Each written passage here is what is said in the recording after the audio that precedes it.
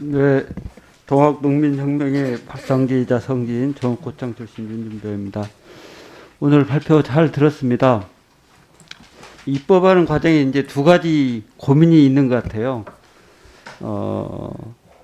소위 환경적인 측면이나 기후 변화에 조기에 신속하게 대응하고자 하는 취지에서 보면 좀 시급하고 또 보다 엄격한 기후 위기에 대한 대응이 필요하고 그걸 뒷받침할 수 있는 법적인 입법이 필요하다. 뭐 이런 입장이 한켠에 계시고 또 한켠에서는 진행되는 과정에서 다양한 목소리가 제대로 도입 반영되고 또 현장에서 수용 가능한 그런 진행이 될 필요가 있겠다 하는 또 이해 관계자들의 또 목소리도 있는 것 같습니다.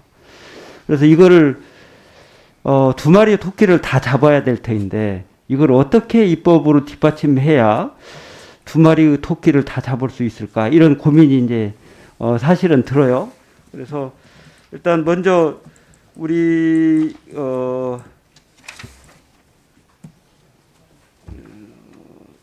장재현 우리 그린피스 정책 전문위원님께서 하여튼 과학적 결론에 부합하는 과감한 감축이 요구된다 이렇게 말씀을 해주셨어요. 그리고 또 이 내용들이 제대로 점검되려면 탄소 예산 개념을 도입해서 실제 그 해에 좀 누락된 내용도 이후에는 양적인 개념으로 해서 이후에 그걸 다 실행할 수 있도록 탄소 예산제 개념을 도입하고 이어서 그 탄소 예산에 따른 이행 점검까지도 제대로 해야만 지금 우리가 목표로 삼고 있는 2050년에 순제로, 넷제로가 달성될 수 있다. 이런 접근법을 말씀하셨는데 우리 장재현 우리 진수님께서 보시기에 지금 노총이나 또는 중소기업이나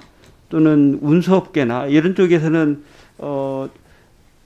다양한 입장도 좀 수용하고 또 그러면서도 현장에 달성 가능한 여러 가지 속도 조절이랄까요? 뭐 이런 부분들을 지금 주문하고 계신 부분에 대해서는 어떻게 그거를 극복하면서 과감한 감축을 실현할 수 있을까 하는 고민이 있는데 그 부분에 대한 입장을 좀 한번 먼저 듣고 싶습니다. 예, 의원님 질문 감사드립니다. 그 말씀하신 것처럼 지금 기후위기 대응이라는 것이 환경을 훨씬 벗어나는 정말 시급한 위기 상황인데 그럼에도 불구하고 노동계에서 말씀하신 것처럼 중소기업에서 말씀하신 것처럼 실질적으로 우리가 과학적으로 요구되는 온실가스 감축을 위해서는 빠르게 전환해야 될 우선순위 산업들이 존재한다고 생각을 하고요. 그 산업에 현재 종사하고 계시는 노동자분들이나 그 산업계가 위치한 지역 이런 곳에 미치는 전환의 영향이라는 것이 분명히 있습니다. 다만 그 전환의 영향을 고려해서 속도를 조절했을 경우에 장기적으로는 더 큰 피해로 다가오게 된다는 것은 너무나 명확한 것 같습니다. 자동차 산업계 예를 들어보면 며칠 전에도 그 대표적인 자동차 업계 중에 하나인 제규어랑 랜드로버에서 2025년부터 100% 전기차만 생산을 한다고 하고 있습니다. 지금 우리나라가 2,400만 대의 자동차 등록 대수가 있는데 그 중에서 전기차 같은 경우에 0.05%입니다. 그리고 수소차 같은 경우가 0.004%로 제가 알고 있습니다.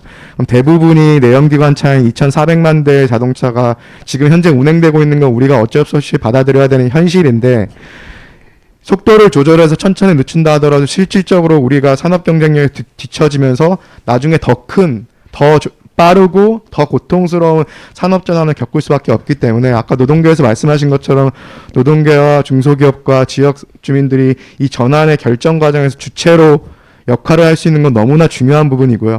그렇다고 해서 그게 속도 조절의 방향으로 가면 안 되고 그랬을 때 아까 말씀하신 것처럼 어떤 지원책이 필요할지에 대한 논의를 지원책뿐만 아니라 재취업, 재교육 그다음 노동계에서 원하는 부분들은 어떤 부분들이 있는지를 지금부터 논의를 시작해야 된다고 봅니다. 근데 한 가지 예를 들어보면 작년에 우리나라의 신규 내연기관 판매 대수가 OECD 중에서 제일 많았습니다.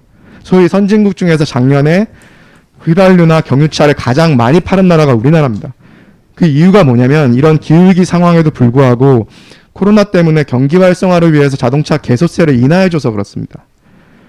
그러니까 경기 활성화는 해야 되죠. 코로나 때문에 영향을 받았으니까. 근데 그 경기 활성화의 방향이 실제 기후위기를 더 가속화시키는 내연기관을 더 팔게 해주는 방향으로 간 거는 잘못됐다고 봅니다.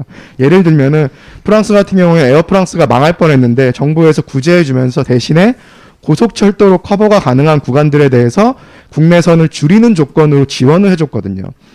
그러니까 무조건 전환을 해야 되니까 석탄 산업은 다 망해야 돼, 내연기관차 산업은 다 망해야 돼, 이 얘기가 아니라 지원을 해줄 때도 실제 기후위기에 맞는 방향으로 지원해주면서 지금 고통스럽고 전환이 힘들지만 지금 하지 않으면 나중에는 떠밀려서 더 고통스럽고 더 많은 피해로 다가오면서 하게 되기 때문에 그 부분을 감안하면서 실제 당사자 주체인 중소기업이랑 산업계나 대표적으로 말씀드렸지만 다양한 산업계가 있겠죠. 철강이라든가 시멘트라든가 석유화학이라든가 이런 산업계와의 대화를 지금부터 시작을 해야 된다고 생각을 하고요. 다행히 최근에 철강이나 시멘트나 석유화학 업계에서 2050 탄소 중립을 이야기하지 않았습니까? 그래서 우리가 전기화시키면서 대체할 수 있는 부분이 있지만 전기화하지 못하고 공정 자체에서 이산화탄소가 나오는 부분들은 재생에너지 100%로 간다 해도 커버를 할 수 없기 때문에 그 부분은 새로운 기술들이 도입이 되거나 새로운 재료가 나타나야 되는 거죠. 그러니까 출현이 돼야 되는 거죠. 그런 산업적인 지원을 각 우선 산업계들과 지금부터 시작을 하면서 지금 고통스럽다고 준비를 해야 나중에 저희가 경제적인 경쟁력도 잃지 않고 나중에 떠밀려서 더 훨씬 고통스럽게 전환하는 걸 막을 수 있다고 생각을 합니다.